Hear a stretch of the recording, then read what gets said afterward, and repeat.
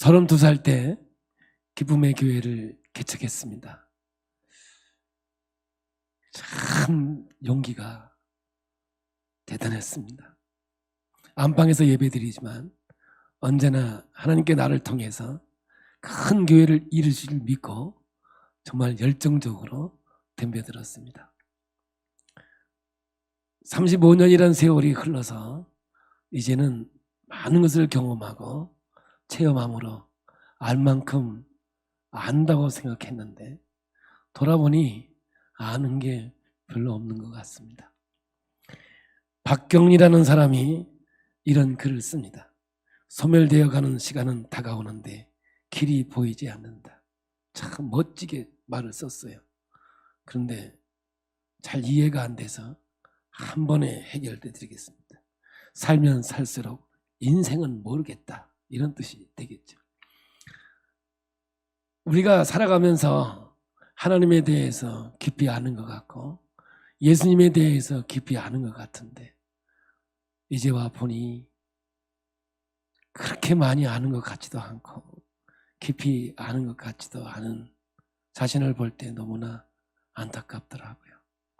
목회를 이맘쯤 하면 경험도 많으니 목회의 도가 튼 것 같은데 이상하게 가면 갈수록 목회가 더 뭔지 잘 모를 때가 많고 새로운 것, 또 새롭게 되어지는 것들이 얼마나 많은지 모릅니다.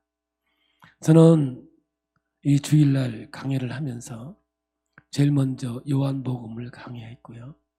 그리고 얼마 전에 누가복음을 강해했습니다. 요한복음만 1년 넘게 했고요. 누가복음만 1년 반 정도 한 것 같습니다.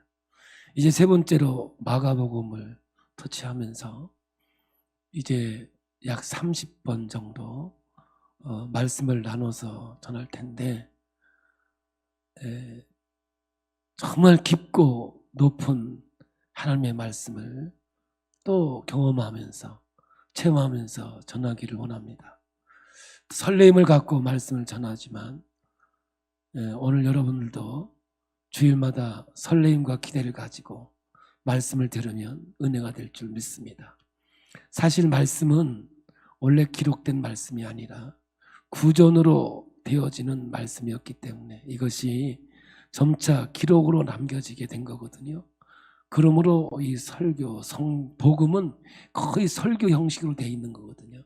그래서 기록된 말씀을 읽는 것보다는 이렇게 말씀을 들음으로 더 큰 은혜가 되고 그 말씀이 내게 능력이 된다는 사실을 여러분 아셔야 되는 거예요. 그래서 읽어보면 그 내용을 파악하기가 어렵지만 이제 부분적으로 말씀을 들으면 그 시대의 상황과 목적과 그 시기의 모든 것들을 같이 들어보면 하나님께서 이렇게 우리에게 말씀하셨구나 라는 것을 깨닫게 될 줄로 믿습니다. 정말 소멸되어가는 시간은 다가오는데 이제 살 날은 얼마, 아직 30년은 남았는데 근데 뭐 별로 그렇게 확신이 안 가는 것 같아요. 하나님께서 이 땅에 쓰여질 날 그때까지 참 귀하게 복음을 증거하며 승리하는 우리 모두가 되기를 예수의 이름으로 축복합니다. 그러므로 우리는 시간이 가면 갈수록 새로운 것이 많고 귀한 것이 많은 것을 깨달으면서 더 겸손해지고 낮아져야 된다는 거죠. 야곱처럼 내가 살아보니 산날 만큼 고생이었더라. 전 인생의 끝자락에서 보는 겁니다.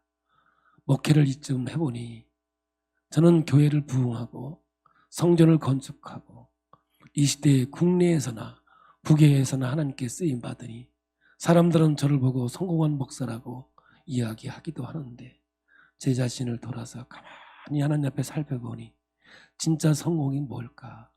진짜 성공이 뭔가? 이 나이에 이 시점에서 보니까 하나님 앞에 무릎을 꿇는 것이 가장 성공이라는 것을 내 마음속에 자꾸 와닿더라고요. 이 땅에 무엇을 지은 것이 아니라 뭘 이룬 것이 아니라 그 전능하신 하나님 앞에 내가 무릎을 꿇는 것, 더 하나님을 의지하고 하나님이 모든 걸 이루시고 인도하시는구나. 이런 고백이 진정한 성공이고 하나님 앞에 삶이라는 마음으로 와 닿습니다. 마가복음을 이런 마음으로 매 주일마다 여러분과 함께 말씀을 생각해보고 함께 은혜를 나누기를 예수의 이름으로 축복합니다. 그래서 오늘 첫 번째로는 개론적으로 기대를 가지고 또 이 서론의 이야기를 좀 해보려고 합니다. 오늘은 말씀을 해석하기보다 마가에 대해서 깊이 알아보려고 합니다. 마가가 보여야 성경이 보여지게 돼 있어요. 마가가 어떤 사람이고 어떻게 그의 과정을 살아왔는가를 보면 이 성경이 어떻게 쓰여졌으며 어떤 목적으로 우리에게 주어졌는가를 볼 수 있다는 얘기죠. 그래서 오늘은 저는 서론으로 오늘 말씀을 전하고 다음 주부터 1장 1절 어떻게 이 단어가 이 글이 쓰여졌는가를 그 상황과 그리고 목적을 가지고 여러분과 함께 말씀을 나누고자 합니다. 마가는 정도는 되는 사람이었습니다. 사도행전에 보면 이 마가의 다락방에 120문도가 모여서 함께 기도에 힘쓸 때 성령 강림이 일어났고 성령 강림을 통해서 교회가 시작되어지는 역사적인 장소이기도 하죠. 120명이 모였으니 굉장히 큰 건물이었고 당시에 아주 좋은 건물이었는데 제가 그 건물을 가보니 정말 꽤 크고 아름답게 지어진 건물이었습니다. 마가는 예수님의 12사도 중에 하나가 아닙니다. 누가도 12사도 중에 하나가 아닙니다. 의사로서 선교의 복음의 동역자로 하나님 말씀을 증거하면서 기록되어진 것이죠. 그러므로 이 4개의 복음서가 있는데 다음 주부터 살펴보겠지만 복음서는 오직 마가복음만 복음서라는 이름이 있고 마태와 요한과 누가는 나중에 복음이라는 이름이 붙어져 있는 것이죠. 구체적인 이야기는 다음 주부터 진행이 되겠습니다. 이렇게 마가는 부잣집 아들로 태어나서 가난을 모르고 자라는데 이제 어떻게 예수와 함께 동행길을 걸어갔냐면 그에게는 멘토가 둘이 있는데 첫째는 바나바라고 하는 당대의 성령이 충만하고 많은 사람들이 칭찬을 하는 그러한 목회자의 친척이었다는 거고 두 번째는 베드로의 통역관으로서 일생을 살아가는 정말 아름다운 삶을 살아가게 되죠.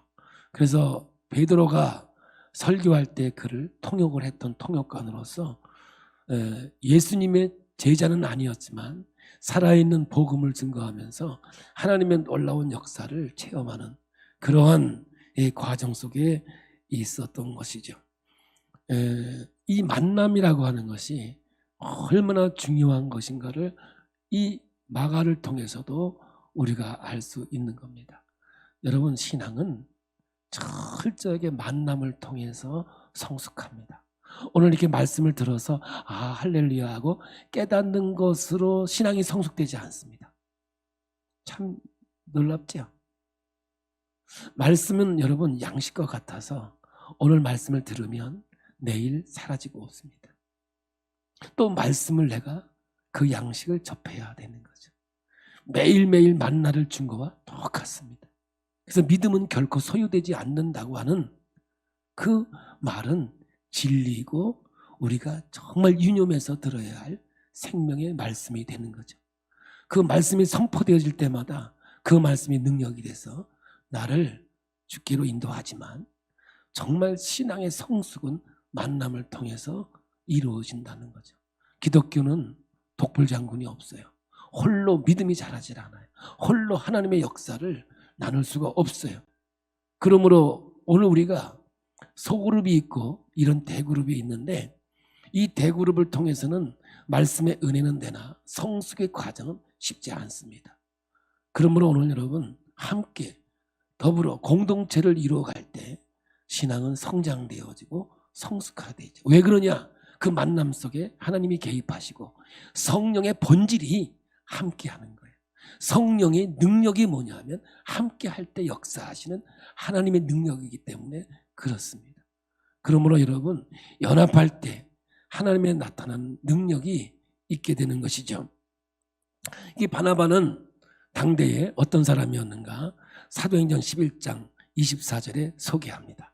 함께 보겠습니다. 바나바는 착한 사람이요 성령과 믿음이 충만한 사람이라. 이에 큰 무리가 죽게 더하여지더라. 이 바나바는 수리아 안독교회 담임 목사였어요. 근데 이 사람은 착한 사람이었어요.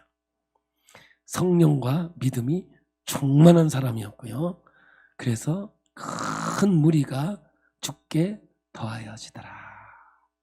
할렐루야.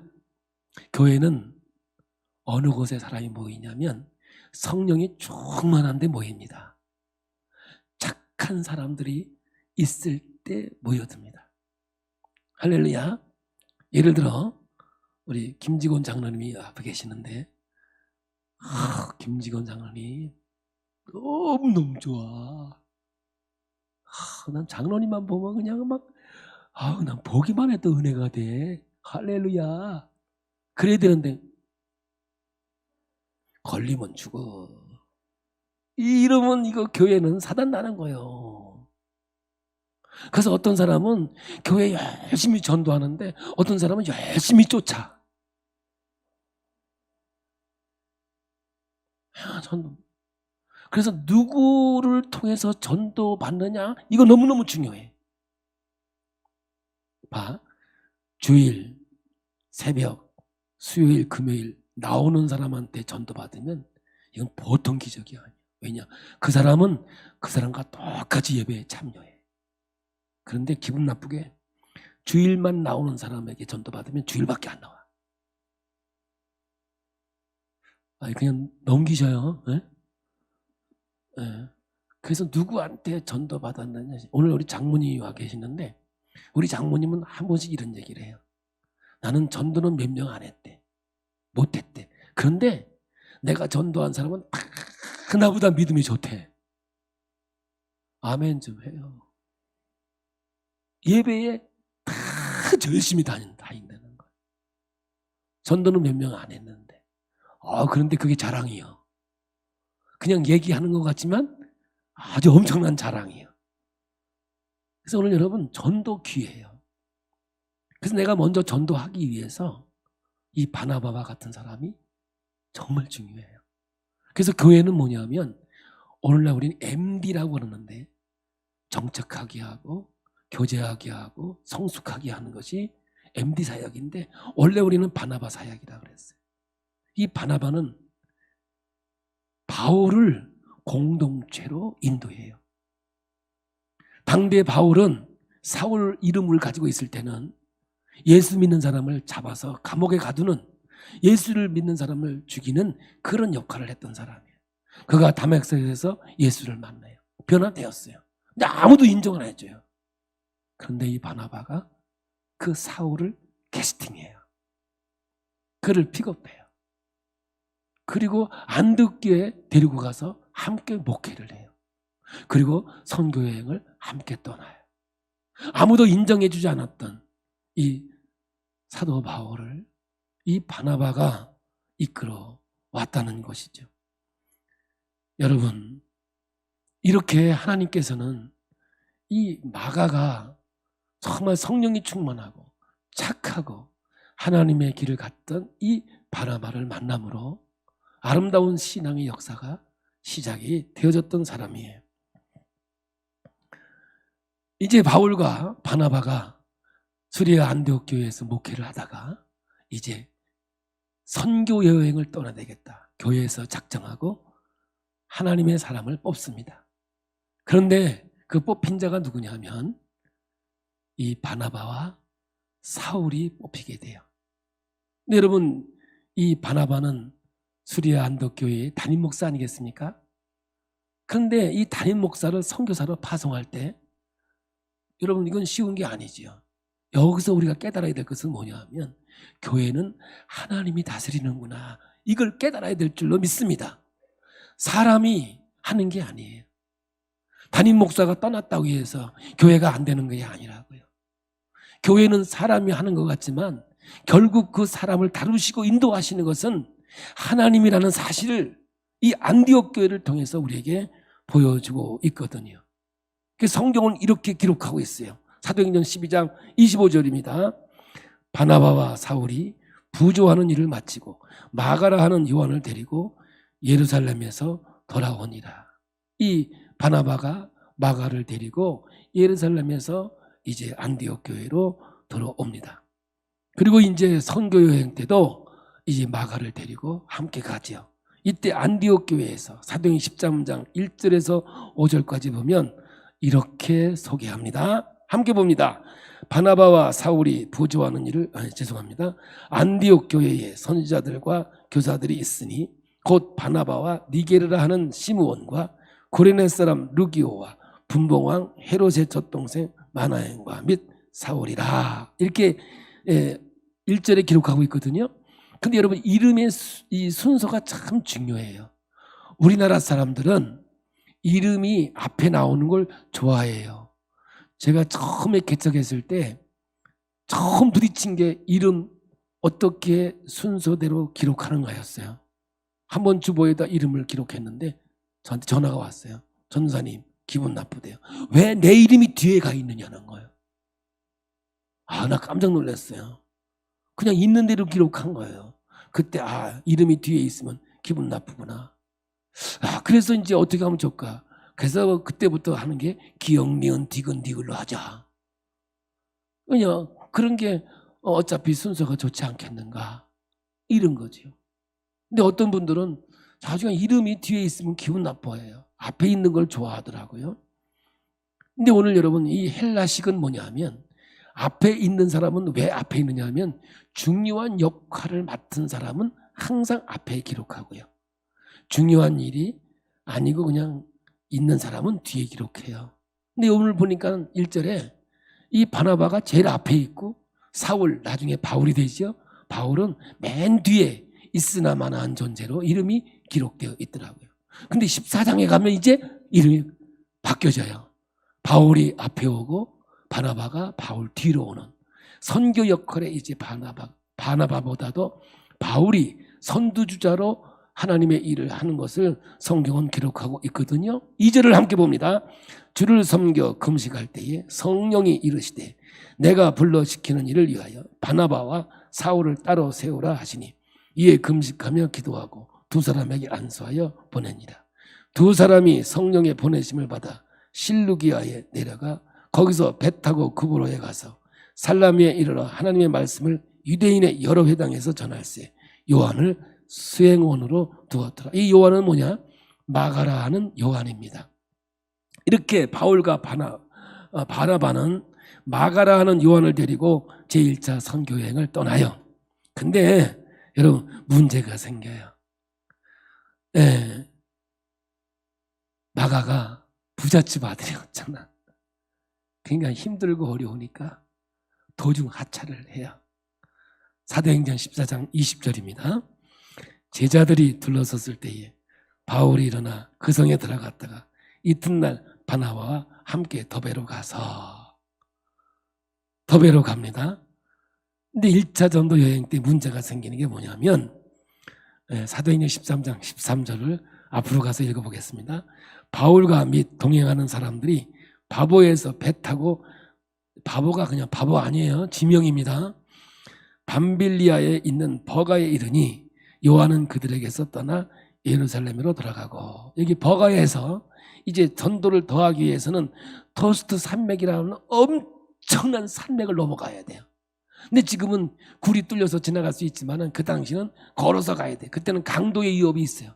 돌에 맞을 위협도 있고요. 수많은 위험이 있으니까 이 부잣집 아들이 아주 열정이 있어서 따라가기는 했는데 풍랑의 위험과 강도의 위험과 여러 가지 위험이 오니까 난 도저히 못 가겠다고 도중 하차해서 돌아옵니다. 열정은 있었으나 뭐가 없었어요? 소명이 없던 거예요. 여러분, 소명이 있어야 힘들고 어려울 때도 있지만 결코 돌아서질 않아요. 그래서 쟁기를 잡고 뒤를 돌아보는 자는 하늘나라에 합당하지 않다라고 이제 성경에 기록이 돼요. 마가는 이렇게 고난을 이기지 못했어요. 시련과 어려움을 이기지 못한 채 도중에 하차를 하고 맙니다. 여러분, 신앙은 이렇게 한 번씩 흔들려요. 깊은 뿌리를 내리고 있는 나무는 결코 넘어지지 않아요.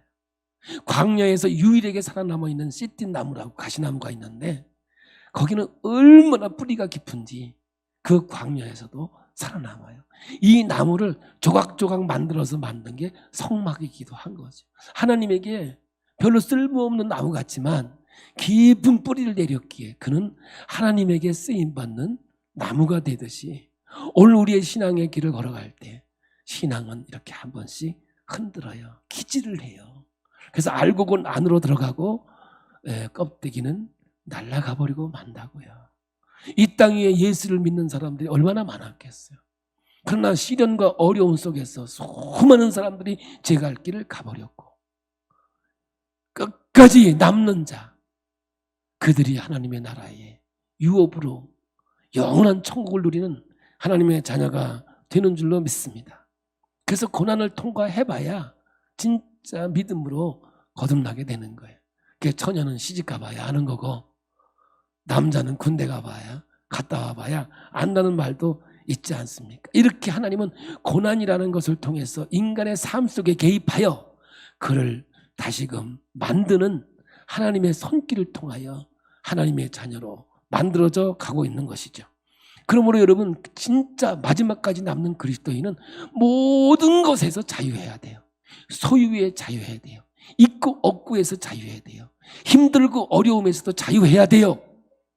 여기에 걸려 넘어지면 제 갈 길을 가버리고 떠나버려요. 열정은 있어서 따라갔으나 풍랑의 위험과 강도의 위험과 돌맞음의 위험 때문에 그 고난을 이기지 못하고 이 마가는 다시 예루살렘으로 돌아가 버리고 말아요. 그러다가 이제 제2차 전도 여행이 시작이 되는 거예요. 여러분, 바나바는 관계 중심의 성격을 가지고 있는 사람이에요. 그래서 제2차 전도 여행 때 바나바는 마가를 데려가자 그래요. 그런데 이제 바울은 용납을 하지 않습니다. 바울은 일 중심의 성격을 가지고 있는 사람이에요. 그러니까 바나바는 충청도 기질인 것 같아. 이래도 좋고 저래도 좋고. 그리고 바울은 갱상도 사람 같아. 걸리면 죽습니다. 걸리면 죽는 거예요. 뭐라고 그랬는지 보세요. 얼마나 크게 싸웠는지. 이거요, 대판 싸워요. 대판 싸워. 사도행전 15장 37절입니다. 바나바는 마가라 하는 요한도 데리고 가고자 하나 바울은 밤빌리아에서 자기들을 떠나 함께 일하러 가지 아니한 자를, 여기서 이름도 안 불러. 함께 일하러 가지 않은 자, 이게 뭔지 아세요? 그 인간. 그 인간을 또 데리고 가려고 그러냐고. 이렇게는 이름도 안 부르고 그냥 잡니다. 39절에 서로 심히 다투어 피차 갈라서니 바나바는 마가를 데리고 배 타고 구브로를 가고 바울은 신라를 택한 후에 형제들에게 주의 은혜에 부탁함을 받고 떠나 수리아와 길리기아로 다니며 교회들을 경고하게 하니라. 1차 전도 여행 때 세웠던 교회에 가서 다시 점검하고 하나님의 사역을 감당하게 되죠.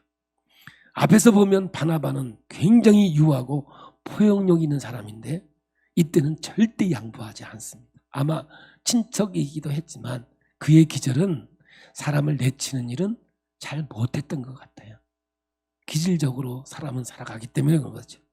뭔가 다르게 행동을 하는 것을 보면 분명히 하나님의 계획과 섭리가 있었을 거라고 믿는 것이죠. 보통 삶 속에서 이런 다툼이 있습니다. 이런 때에도 하나님이 역사한다는 사실이죠. 성경은 이런 다툼에서 끝나지 않아요. 여러분, 시냇물이 물의 근원지에서 흐르면 이쪽 저쪽으로 흘러요. 골이 깊은 쪽으로 흘러서 시내를 이루고요. 강을 이루기 언제는 바다에서 다 만난다는 얘기예요. 그러므로 오늘 우리들의 만남은 언젠가는 다시 만날 그때가 있기에 사랑으로 아름다운 열매를 맺는 것이 가장 복된 삶인 줄로 믿습니다. 그런데 여러분, 마가는 변화됩니다. 놀랍게도 변화됩니다. 하나님이 그를 주무르고 만드셔서 어느 정도까지 만드냐면요, 바울이 로마 감옥에 갇혀 있을 때 죽음의 예감이 옵니다. 그래서 디모데 후서를 쓰게 되지 않아요? 여기에서 마가를 언급합니다. 영적인 아들 디모데에게 내가 너를 너무 보고 싶다. 그런데 올 때 마가를 데리고 오라. 그가 내게 너무 유익한 사람이다. 야, 그 인간이 했던 이 마가와 바울의 관계가 나중에는 그는 내게 너무 유익한 존재다. 그러니까 여러분, 살고 봐야 된다니까. 여러분, 끝이 어떻게 될지 아무도 모르는 거예요, 여러분. 할렐루야. 그러니까 그냥 사랑으로 사세요, 사랑으로. 할렐루야. 언젠가는 여러분 다시 만난다니까요. 만나게 돼 있어요. 디모데후서 4장 11절 우리 함께 읽습니다. 누가만 나와 함께 있느니라. 다 떠났어요. 바울을 다 떠났어요. 누가만, 왜냐, 주치의였으니까. 누가만 나와 함께 있느니라. 내가 올 때에 마가를 데리고 오라. 그가 나의 일에 유익하니라. 바울의 곁을 다 떠났지만 여러분, 누가와 나중에 마가가 그의 마지막 임종까지 지키고 있었다는 것은요, 너무너무 귀한 모습 아니겠습니까?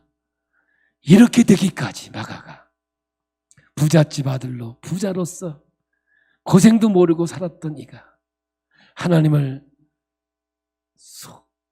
열정을 가지고 따라던 했지만 소명이 없어 되돌아봤던 이 이가 이렇게 변화될 줄 누가 알았겠습니까? 그런데 여러분, 이 마가를 주도적으로 변화시킨 자가 바로 베드로 사도였다는 것이 우리에게는 정말 귀하고 아름다운 것 아니겠습니까? 초대교회에 기록한 전통에도 잘 드러나 있고 성경에도 기록이 되어 있습니다. 베드로전서 5장 13절입니다. 택하심을 함께 받은 바벨론에 있는 교회가 너에게 문안하고 내 아들 마가도 그리하느니라. 그래서 베드로가 영적인 아들로 마가를 이야기하고 있는 거죠. 다시 한번 얘기하죠. 마가는 베드로의 통역관을 했기 때문에 베드로가 전하는 그 생생한 하나님의 살아있는 말씀을 접했고 그 입술을 통해서 선포했던 것이죠. 그 증거가 바로 마가복음 1장 1절입니다. 함께 봅니다.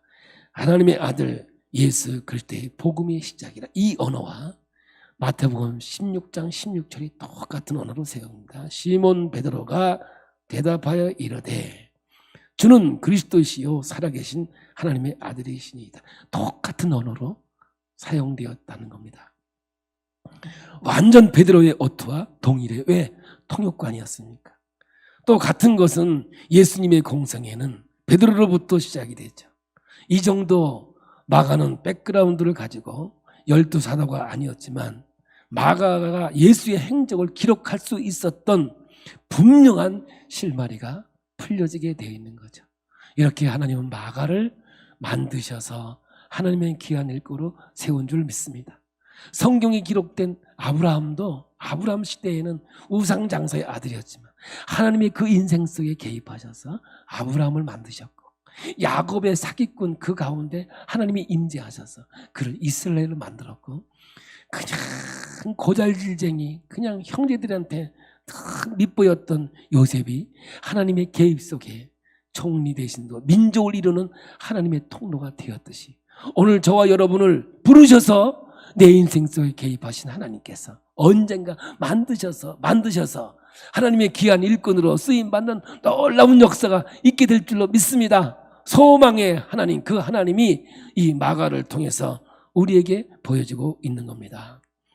그 다음에 오늘 여러분, 기록 목적이 정말 중요합니다. 마가복음은 복음서 중에 가장 먼저 쓰여진 복음서입니다. AD 65년에서 70년 사이에 쓰여진 글입니다. 마가복음이 제일 먼저 쓰여졌고 그 다음에 마태복음, 누가복음이 쓰여집니다.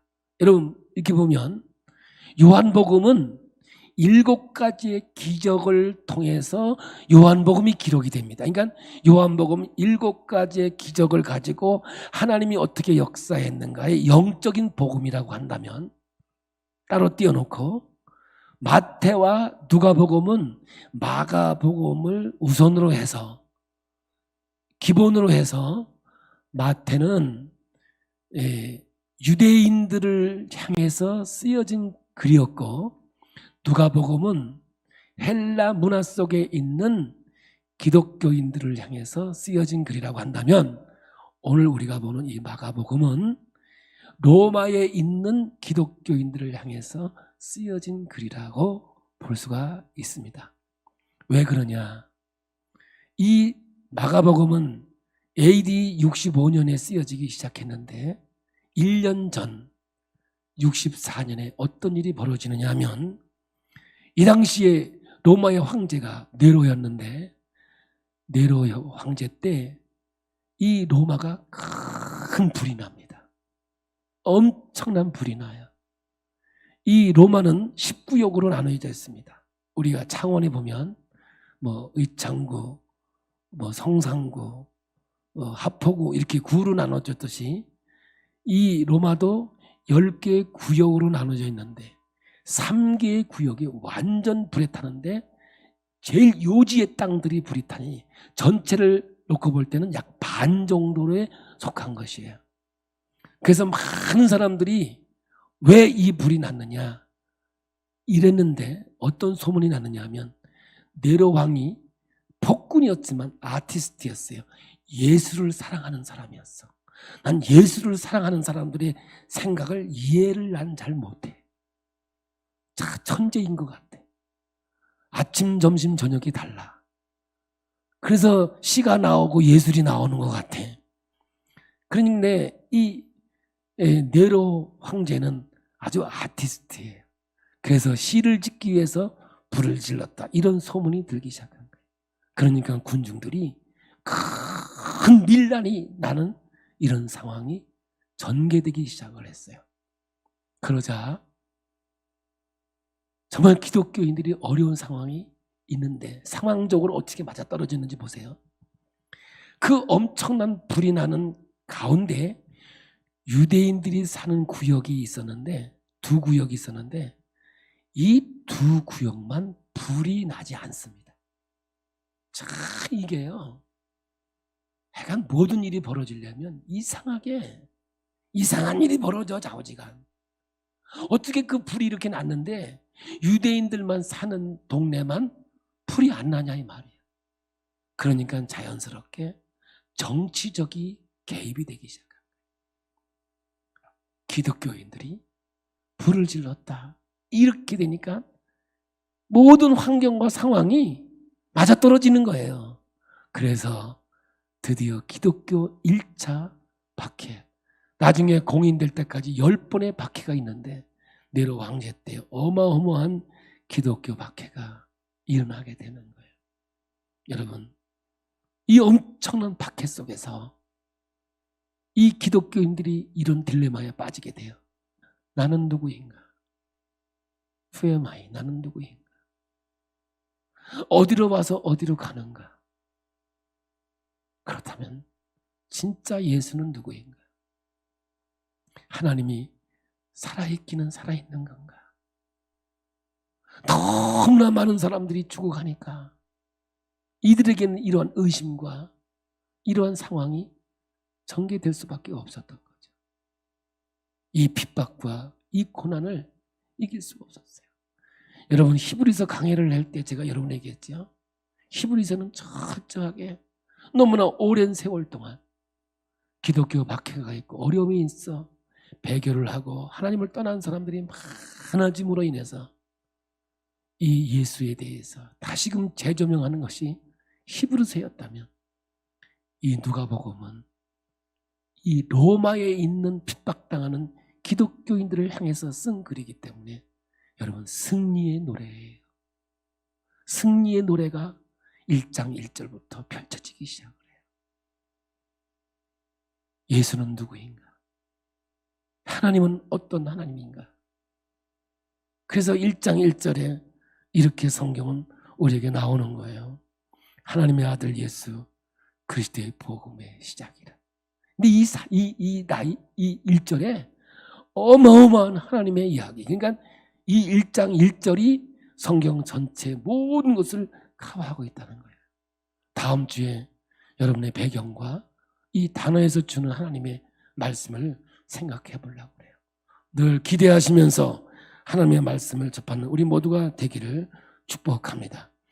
그래서 오늘 여러분, 이 마가복음은 뭐냐 하면 첫째 예수 그리스도가 누구인가 봐, 그리고 예수를 믿는 사람은 어떻게 살아야 하는가, 제자도에 대해서 이 두 가지의 핵심 주제로 말씀을 주고 있는 것이죠. 다시 한번 얘기합니다. 이 엄청난 핍박 속에서 사람들이 예수는 누구인가, 정말 하나님이 계시는 것인가, 하박국 선지자가 너무나 고통과 아픔이 있으니까 하나님이 있기는 있는 거냐고 삿대질하면서 하나님께 대들었던 그 모습들이 이 상황 속에서 전개되고 있을 때 이제 소문이 하나씩 오는 거예요. 어떤 책자가 이야기가 돌기 시작하는 거예요. 그때는 이렇게 마가복음이 한 권으로 되어 있는 것이 아니라 조금씩 이렇게 편지로 돌던 거예요. 예수는 누구인가, 하나님은 어떤 존재인가에 대해서 이 말씀이 들려지기 시작했고, 이 말씀이 그 순교의 길을 걸어가는 자, 핍박 속에 있는 자에게 승리의 깃발을 올려주는 생명의 말씀으로 다가오게 된 것이죠. 여러분, 그러므로 이 마가복음은 절대적인 위기 속에서 쓰여진 글이기에 오늘 여러분 이 시대를 돌아보면서 하나님의 말씀이 위기 때 선포되어지는 하나님의 능력이라는 거예요. 이 말씀을 오늘 마무리하면서 지금 이 시대에도 얼마나 위기인지 여러분 이루 말할 수 없습니다. 이 엄청난 핍박과 어려움 속에서 여러분 수없이 많은 기독교의 박해가 10번에 이르러 이루어지며 기독교가 공인되어져서 유럽의 기독교의 꽃이 피어집니다. 어마어마한 성전이 지어지면서 예수가 이 땅의 복음의 능력으로 선포되었지만 지금은 거물만 있는 죽어있는 기독교로 지금 존재하고 있단 말입니다. 왜 그런 줄 아십니까? 저는 오늘 우리 대한민국이 기독교 국가로 저는 시작이 되어집니다. 여러분, 고려는 불교였고 조선은 유교로 시작이 되었다면 어떤 종교가 그 나라를 지탱하고 있는 힘이 있는데 우리는 철저하게 기독교 복음으로 시작된 민족이라고 저는 믿습니다. 그러면 이 기독교가 철저히 위기가 뭐냐면 악한 사탄의 역사 속에 있다는 거죠. 그게 뭔지 아십니까? 동성결혼 차별금지법이라는 거예요. 제가 이번에 유럽에 가서 제가 이때까지 몰랐던 거 알았어요. 여러분, 그들이 가지고 있는 깃발이 동성결혼 그들이 가지고 있는 깃발이 무지개색입니다. 무지개색이 7가지 색 아닙니까? 7가지는 하나님의 나라의 숫자가 완전 숫자인데요.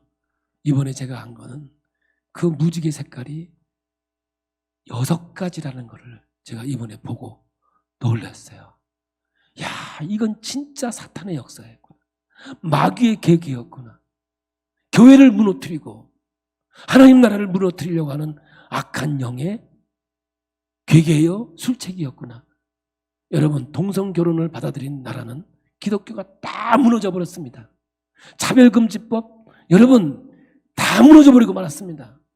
아주 아름다운 언어, 정말 누가 들어도 괜찮을 것 같은 차별금지법이란 이 언어가 가정을 무너뜨리고 인생을 무너뜨리고 수많은 어두움으로 끌고 가고 있다는 사실을 여러분 깨닫고 인식해야 되는 겁니다. 우리는요 정말 이때 이 복음이 우리에게 던져준다는 말을 가지고 제가 세상 놀랄 거예요. 하나님께서 제게 이번에 유럽에 가서 또한 큰 깨달음을 주셨고 마가복음을 기록하는데 해석하는데 선포하는데 제가 가슴이 지금 벌렁거려요. 다음 주부터 여러분 정말 기대를 가지고 들어보시면 어떻게 하나님의 말씀을 선포하는지 제가 감동적인 말씀으로 여러분과 함께하기 원합니다. 우린 기도해야 됩니다.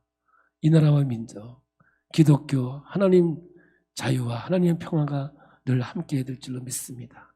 위기 때 이 복음서 마가복음이 던져서 승리의 깃발을 이루었듯이 이 시대에 이 마가복음이 새로운 희망과 소망으로 일궈주는 하나님의 능력의 말씀이 되기를 예수의 이름으로 축복합니다. 한 주간도 믿음으로 승리하시고 하나님이 인도하시는 놀라운 역사가 우리 모두에게 함께할 줄로 믿습니다.